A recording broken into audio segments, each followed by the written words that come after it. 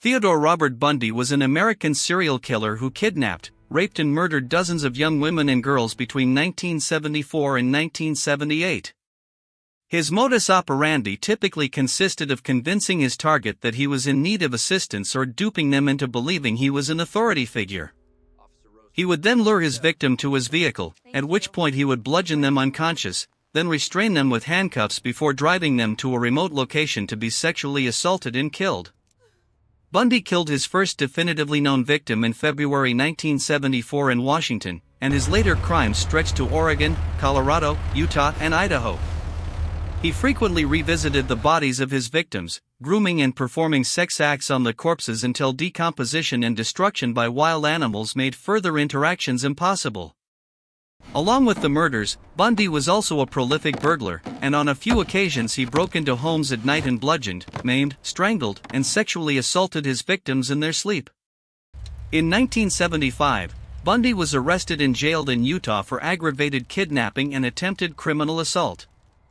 He then became a suspect in a progressively longer list of unsolved homicides in several states. Facing murder charges in Colorado, Bundy engineered 2 dramatic escapes and committed further assaults in Florida, including 3 murders, before being recaptured in 1978. For the Florida homicides, he received 3 death sentences in 2 trials and was executed in the electric chair at Florida State Prison on January 24, 1989. In the next few minutes, we will discuss his victims and examine the manner in which they were assaulted and killed. There is no consensus as to when or where Bundy began killing women. He told different stories to different people and refused to divulge the specifics of his earliest crimes, even as he confessed to dozens of later murders in the days preceding his execution. Bundy told Nelson that he attempted his first kidnapping in Ocean City, New Jersey, in 1969, but did not kill anyone until sometime in 1971 in Seattle. He told psychologist Art Norman that he killed 2 women in Atlantic City while visiting family in Philadelphia in 1969. Bundy hinted to homicide detective Robert D. Keppel that he committed a murder in Seattle in 1972 and another murder in 1973 that involved a hitchhiker near Tumwater, but he refused to elaborate. Rule and Keppel both believed that he might have started killing as a teenager. Bundy's earliest documented homicides were committed in 1974, when he was 27. By his own admission, he had by then mastered the necessary skills, in the era before DNA profiling, to leave minimal incriminating forensic evidence at crime scenes. Murder spree in the western states. Washington, Oregon.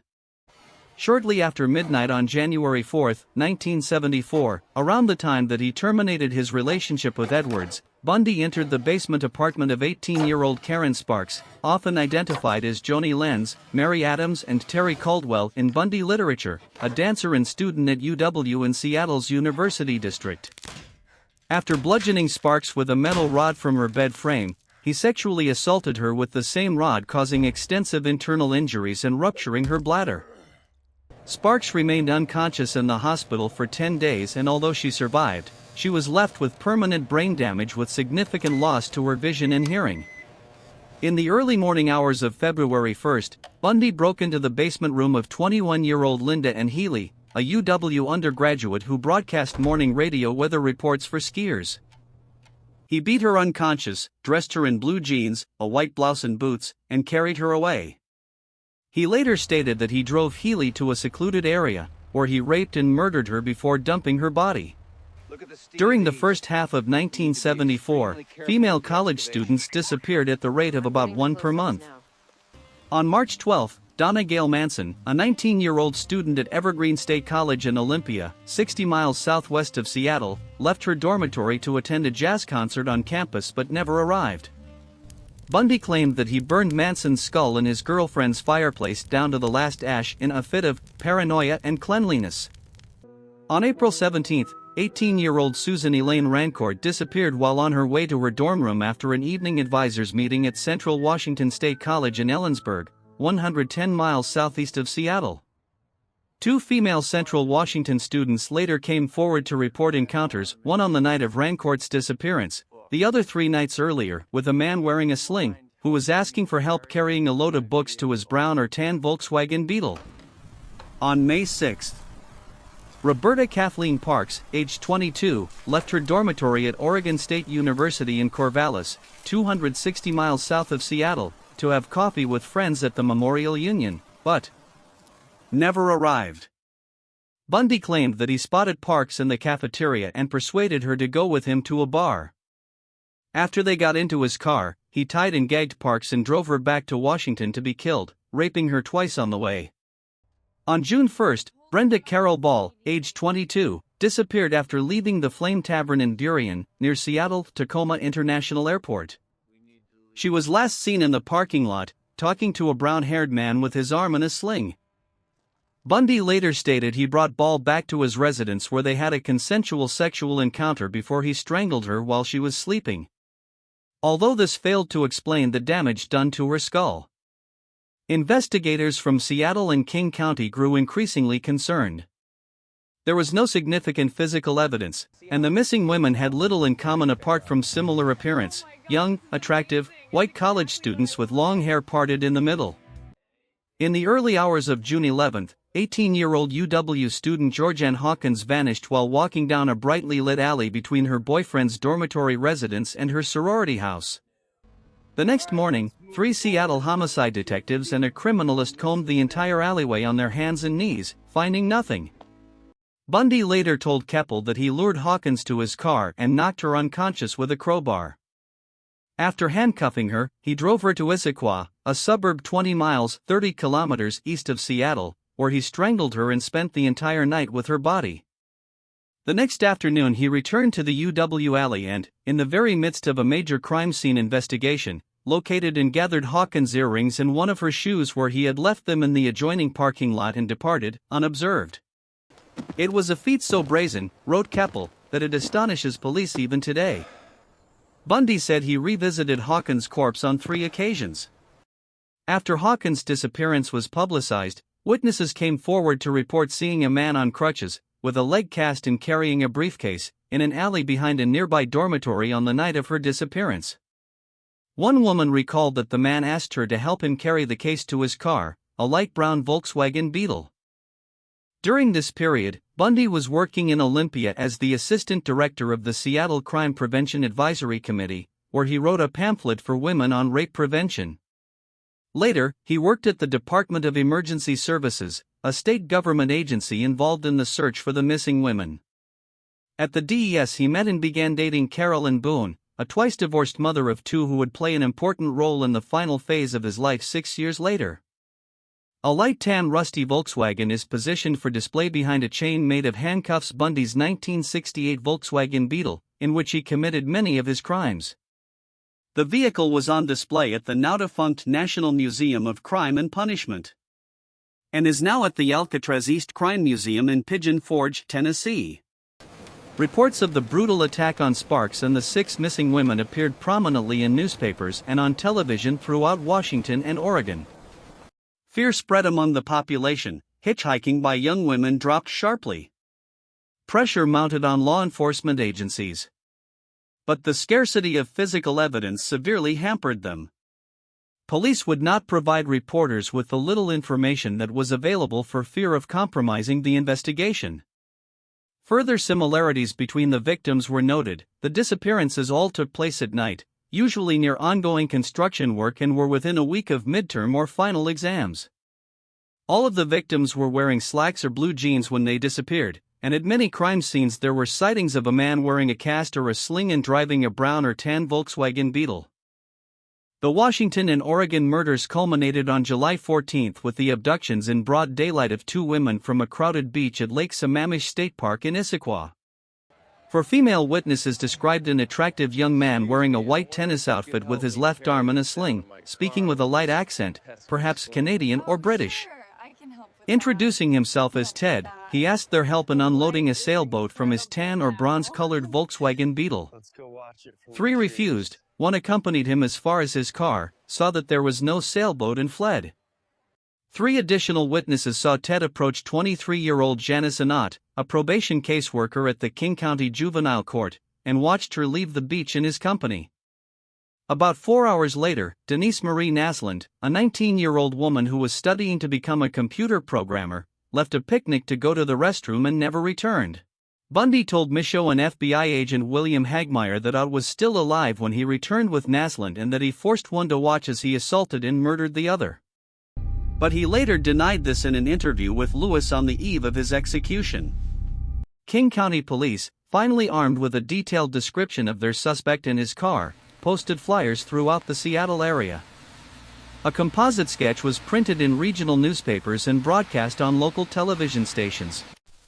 Klopfer, Rule, a DS employee and a UW psychology professor all recognized the profile, the sketch and the car, and reported Bundy as a possible suspect, but detectives, who were receiving up to 200 tips per day, thought it unlikely that a clean-cut law student with no adult criminal record could be the perpetrator. On September 6, two grouse hunters stumbled across the skeletal remains of Ott and Naslund near a service road in Issaquah, 2 miles east of Lake Sammamish State Park.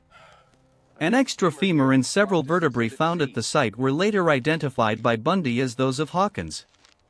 6 months later, forestry students from Green River Community College discovered the skulls and mandibles of Healy, Rancourt, Parks and Ball on Taylor Mountain, where Bundy frequently hiked, just east of Issaquah. Manson's remains were never recovered. Victims in Idaho, Utah, Colorado. In August 1974, Bundy received a second acceptance from the U of U Law School and moved to Salt Lake City, Utah, leaving Klopfer in Seattle. While he called Klopfer often, he dated at least a dozen other women. As he studied the first-year law curriculum a second time, Bundy was devastated to find out that the other students had some intellectual capacity that he did not. He found the classes completely incomprehensible. "It was a great disappointment to me," he said. A new string of homicides began the following month, including 2 that would remain undiscovered until Bundy confessed to them shortly before his execution. On September 2, Bundy raped and strangled a still unidentified hitchhiker in Idaho, then returned the next day to photograph and dismember the corpse before disposing of the remains in a nearby river. On October 2, he abducted 16-year-old Nancy Wilcox in Holiday, Utah, a suburb of Salt Lake City. Bundy confessed that Wilcox was walking on a poorly lit main roadway when he parked his car and forced her into an orchard at knife point. He then restrained her, put her into his vehicle and drove back to his apartment, where he allegedly kept her for 24 hours. Bundy informed investigators that her remains were buried near Capitol Reef National Park, some 200 miles south of Holiday, but they were never found. On October 18, Melissa Ann Smith, the 17-year-old daughter of the police chief of Midvale, another Salt Lake City suburb, disappeared after leaving a pizza parlor at around 9:30 p.m. Her nude body was found in a nearby mountainous area 9 days later. Post-mortem examination indicated that she may have remained alive for up to 7 days following her disappearance. On October 31, Laura Ann M., also aged 17, disappeared 25 miles south of Lehi after leaving a Halloween party by herself just after midnight. She was last seen trying to hitchhike. Her nude body was found by hikers 9 miles (14 kilometers) to the northeast in American Fork Canyon on Thanksgiving Day. The medical examiner estimated that M had died on November 20, 20 days after her disappearance. Both Smith and M had been beaten, raped, sodomized and strangled with nylon stockings. Years later, Bundy described his post-mortem rituals with the corpses of Smith and M, including hair shampooing and application of makeup. In the late afternoon of November 8, Bundy approached 18-year-old telephone operator Carol Duranch at Fashion Place Mall in Murray, less than a mile from the Midvale restaurant where Smith was last seen. He identified himself as Officer Roseland of the Murray Police Department, told Duranch that someone had attempted to break into her car and asked her to accompany him to the station to file a complaint. When Duranch pointed out to Bundy that he was driving on a road that did not lead to the police station, he immediately pulled onto the shoulder and attempted to handcuff her. During their struggle, he inadvertently fastened both handcuffs to the same wrist, and Duranch was able to open the car door and escape. Later that evening, Deborah Jean Kent, a 17-year-old student at Viewmont High School in Bountiful, 20 miles north of Murray, disappeared after leaving a theater production at the school to pick up her brother.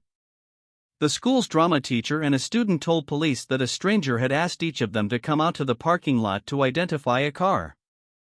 Another student later saw the same man pacing in the rear of the auditorium, and the drama teacher spotted him again shortly before the end of the play. Outside the auditorium, investigators found a key that unlocked the handcuffs removed from Duranche's wrist.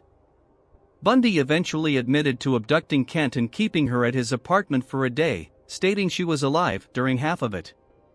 In November, Klopfer called King County Police a second time after reading that young women were disappearing in towns surrounding Salt Lake City. Detective Randy Hergesheimer of the Major Crimes Division interviewed her in detail.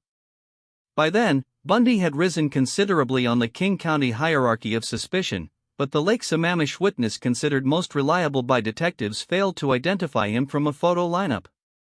In December, Klopfer called the Salt Lake County Sheriff's Office and repeated her suspicions. Bundy's name was added to their list of suspects, but at that time no credible forensic evidence linked him to the Utah murders. In January 1975, Bundy returned to Seattle after his final exams and spent a week with Klopfer, who did not tell him that she had reported him to police on 3 occasions. She made plans to visit him in Salt Lake City in August. In 1975, Bundy shifted much of his criminal activity eastward, from his base in Utah to Colorado. On January 12, a 23-year-old registered nurse named Karen Eileen Campbell disappeared while walking down a well-lit hallway between the elevator and her room at the Wildwood Inn, now the Wildwood Lodge, in Snowmass Village, 400 miles southeast of Salt Lake City. Her nude body was found a month later next to a dirt road just outside the resort. According to the coroner's report, she had been killed by blows to her head from a blunt instrument that left distinctive linear grooved depressions on her skull. Her assailant had slit her left earlobe and her body also bore deep cuts from a sharp weapon. On March 15, 100 miles northeast of Snowmass Village, Vail ski instructor Julie Lau Cunningham, aged 26, disappeared while walking from her apartment to a dinner date with a friend. Bundy later told Colorado investigators that he approached Cunningham on crutches and asked her to help carry his ski boots to his car, where he clubbed and handcuffed her before sexually assaulting her at a secondary site near Rifle, 90 miles west of Vail. Weeks later, he made the 6-hour drive from Salt Lake City to revisit her remains. Denise Lynn Oliverson, age 25, disappeared near the Utah-Colorado border in Grand Junction on April 6 while riding her bicycle to her parents' house. Her bike and sandals were found under a viaduct near a railroad bridge. Bundy stated he abducted Oliverson, killed her in his car near the Utah state line and dumped her body in the Colorado River. This admission was supported by gas receipts, which showed that he was in the city on the same day that Oliverson went missing. On May 6, Bundy parked outside of the Alameda Junior High School in Pocatello, Idaho, 160 miles north of Salt Lake City, and after seeing 12-year-old Lynette Dawn Culver walking alone, lured her into his vehicle before driving her to his Holiday Inn hotel room. There he raped Culver and drowned her in the bathtub. He disposed of her body in the Snake River north of Pocatello. Bundy reportedly provided intimate details about Lynette's personal life in his confession. In mid-May, 3 of Bundy's Washington State DES co-workers, including Boone, visited him in Salt Lake City and stayed for a week in his apartment. He subsequently spent a week in Seattle with Klopfer in early June and they discussed getting married the following Christmas. Again, Klopfer made no mention of her multiple discussions with authorities in King County and Salt Lake County. On June 28, 15-year-old Susan Curtis vanished from the campus of Brigham Young University in Provo, 45 miles south of Salt Lake City. Her murder became Bundy's last confession, tape-recorded moments before he entered the execution chamber. The bodies of victims Wilcox, Kent, Cunningham, Oliverson, Culver and Curtis were never recovered. In August 1975, Bundy was baptized into the Church of Jesus Christ of Latter-day Saints, although he was not an active participant in services and ignored most church restrictions. He would later be excommunicated following his 1976 kidnapping conviction. In Washington state, investigators were still struggling to analyze the Pacific Northwest murder spree that had ended as abruptly as it had begun. In an effort to make sense of an overwhelming mass of data, they resorted to the then innovative strategy of compiling a database. They employed the King County payroll computer, a huge primitive machine by contemporary standards, but the only one available for their use. After inputting the many lists they had compiled classmates and acquaintances of each victim, Volkswagen owners named Ted, known sex offenders and so on. They queried the computer for coincidences. Out of thousands of names, 26 turned up on 4 lists. One was Bundy. Detectives also manually compiled a list of their 100 best suspects, and Bundy was on that list as well. He was literally at the top of the pile of suspects when word came from Utah of his arrest. On August 16, 1975, Bundy was arrested by Utah Highway Patrol Officer Bob Hayward in Granger, another Salt Lake City suburb. Hayward observed Bundy cruising a residential area in his Volkswagen Beetle during the pre-dawn hours, and fleeing at high speed after seeing the patrol car. He also noticed that the Volkswagen's front passenger seat had been removed and placed on the rear seats. Searching the car, Hayward found a ski mask, a second mask fashioned from pantyhose, a crowbar, handcuffs, trash bags, a coil of rope, an ice pick and other items initially assumed to be burglary tools. Bundy explained that the ski mask was for skiing, he had found the handcuffs in a dumpster and the rest were common household items. However, Detective Jerry Thompson remembered a similar suspect in car description from the Duranch kidnapping in November 1974, and Bundy's name from Klopfer's phone call a month later. In a search of Bundy's apartment, police found a guide to Colorado ski resorts with a checkmark by the Wildwood Inn, and a brochure that advertised the Viewmont High School play in Bountiful, where Kent had disappeared. Police did not have sufficient evidence to detain Bundy, so he was released on his own recognizance. Bundy later said that searchers missed a hidden collection of Polaroid photographs of his victims, which he destroyed after he was released. Salt Lake City police placed Bundy on 24-hour surveillance, and Thompson flew to Seattle with 2 other detectives to interview Klopfer. She told them that in the year prior to Bundy's move to Utah, she had discovered objects that she couldn't understand in her house and in Bundy's apartment. These items included crutches, a bag of plaster of Paris that he admitted stealing from a medical supply house, and a meat cleaver that was never used for cooking. Additional objects included surgical gloves, an oriental knife in a wooden case that he kept in his glove compartment, and a sack full of women's clothing. Bundy was perpetually in debt, and Klopfer suspected that he had stolen almost everything of significant value that he possessed. When she confronted him over a new TV and stereo, he warned her, "If you tell anyone, I'll break your fucking neck." She said Bundy became very upset whenever she considered cutting her hair, which was long and parted in the middle. She would sometimes awaken in the middle of the night to find him under the bed covers with a flashlight, examining her body. He kept a lug wrench, taped halfway up the handle, in the trunk of her car, another Volkswagen Beetle, which he often borrowed for protection. Later, they also identified hair strands microscopically indistinguishable from those of Smith and Duranch. FBI lab specialist Robert Neal concluded that the presence of hair strands in one car matching 3 different victims who had never met one another would be a coincidence of mind-boggling rarity. On October 2, detectives put Bundy into a lineup. Duranch immediately identified him as Officer Roseland, and witnesses from Bountiful recognized him as the stranger at the Viewmont High School auditorium. There was insufficient evidence to link him to Kent, whose body had not yet been found, but more than enough evidence to charge him with aggravated kidnapping and attempted criminal assault in the Duranch case. Bundy denied knowing Duranch but had no alibi, and was freed on $15,000 bail, paid by his parents, and spent most of the time between indictment and trial in Seattle, living in Klopfer's house. Seattle police had insufficient evidence to charge him in the Pacific Northwest murders but kept him under close surveillance. "When Ted and I stepped out on the porch to go somewhere," Klopfer wrote, "so many unmarked police cars started up that it sounded like the beginning of the Indy 500. In November, the 3 principal Bundy investigators, Jerry Thompson from Utah, Robert Keppel from Washington and Michael Fisher from Colorado, met in Aspen, Colorado, and exchanged information with 30 detectives and prosecutors from 5 states. While officials left the meeting, later referred to as the Aspen Summit, convinced that Bundy was the murderer they sought, they agreed that more hard evidence would be needed before he could be charged with any of the killings. In February 1976, Bundy stood trial for the Duranch kidnapping. On the advice of his attorney, John O'Connell, he waived his right to a jury due to the negative publicity surrounding the case. After a 4-day bench trial and a weekend of deliberation, Judge Stuart Hansen Jr. found Bundy guilty of kidnapping and assault.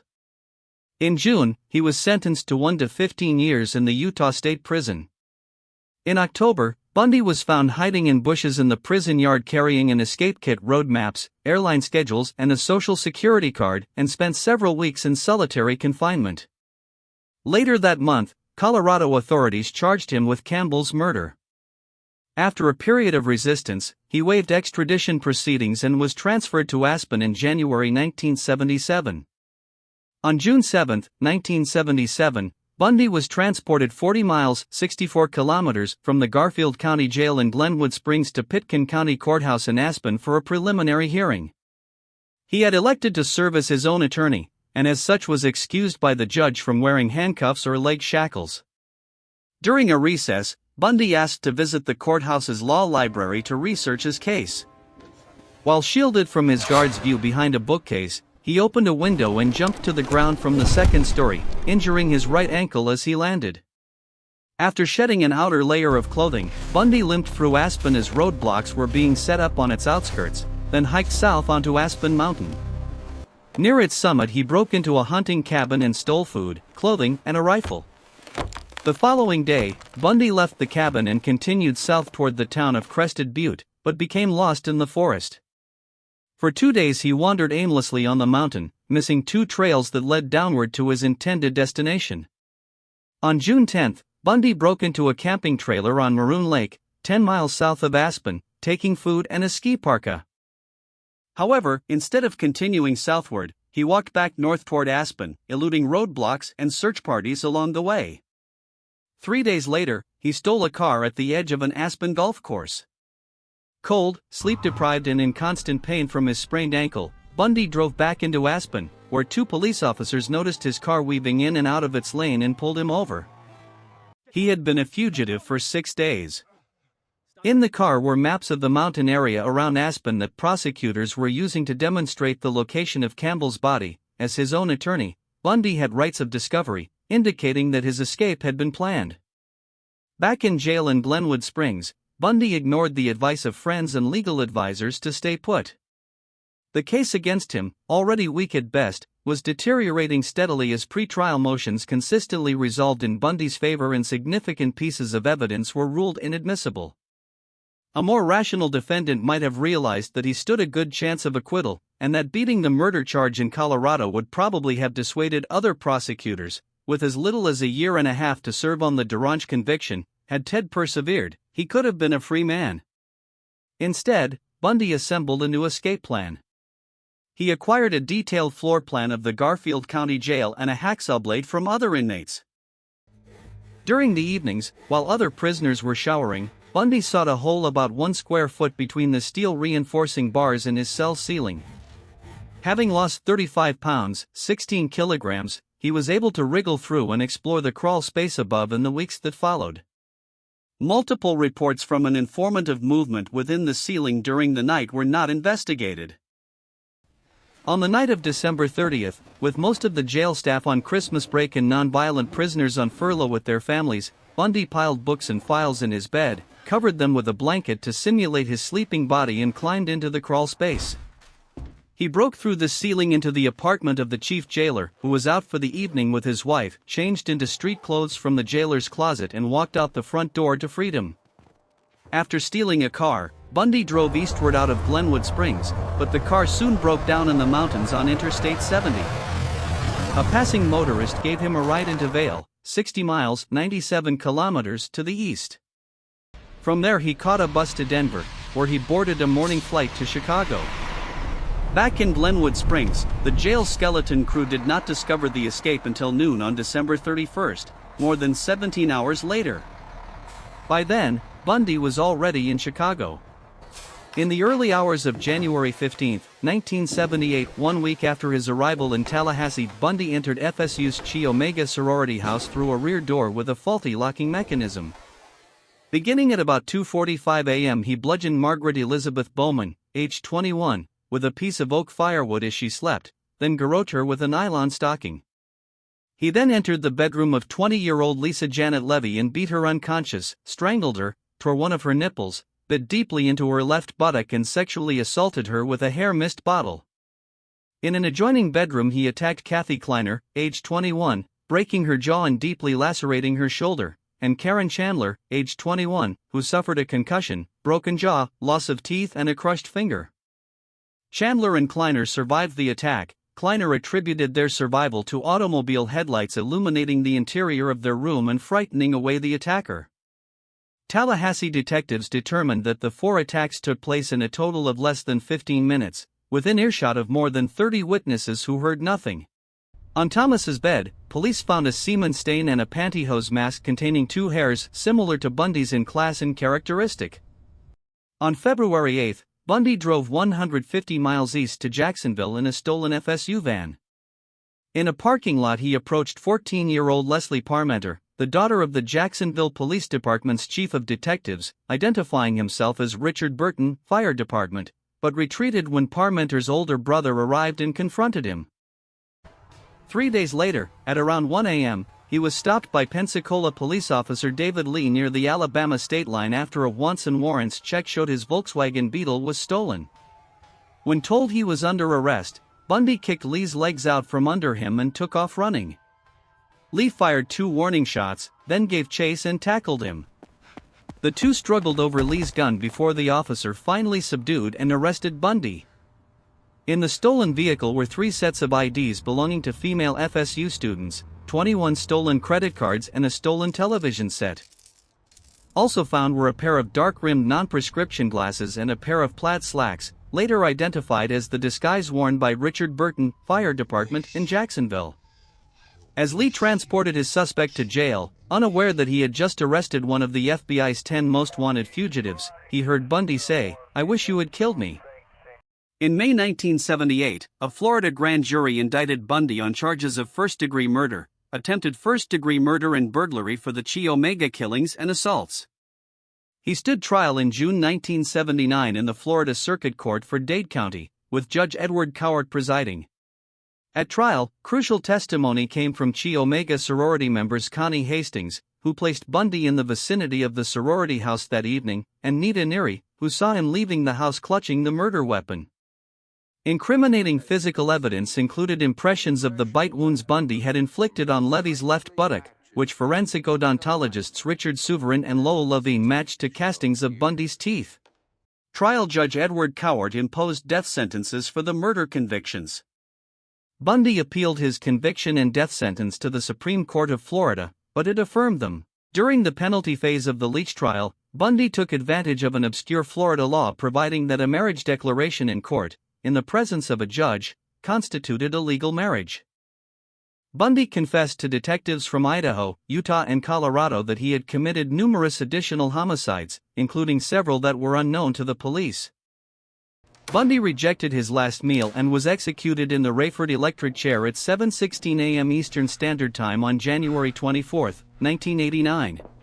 Hundreds of revelers sang, danced, and set off fireworks in a pasture across from the prison as the execution was carried out, then cheered as the white hearse containing Bundy's corpse departed the prison. He was cremated in Gainesville, and his ashes were scattered at an undisclosed location in the Cascade Range of Washington state, in accordance with his will. In an interview, Keppel stated his belief that Bundy had killed at least 50, and maybe 75. John Henry Brown, a lawyer for Bundy, would later claim that the first person he killed was a young boy when they were playing some kind of sex game in the woods. And so he must have been only 12, 13, 14.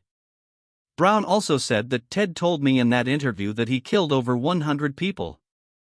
I told Ted Bundy that we now have the evidence to charge him with both cases, Leon County Sheriff Kenneth Katsaris recalled, referring to the Chi Omega murders and the slaying of Leach. On the evening before his execution, Bundy reviewed his victim tally with Hagmeyer on a state-by-state basis for a total of 30 homicides. In Washington, 11, including Parks, abducted in Oregon but killed in Washington, and including 3 unidentified. In Utah, 8, 3 unidentified. In Colorado, 3. In Florida, 3.